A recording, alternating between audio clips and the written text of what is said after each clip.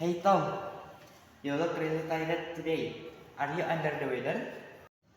Yeah, a bit. I burned the midnight oil last night to finish my science project. Oh no, darkness okay? This project is important.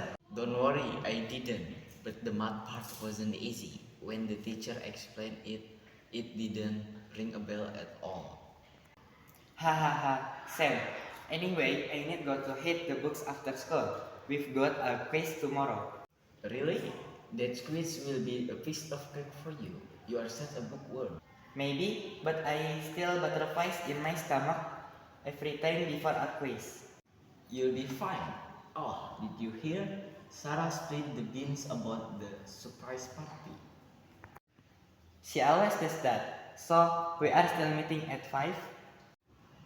Yup, we're on the same page. After the party, let's just call it a day and go home.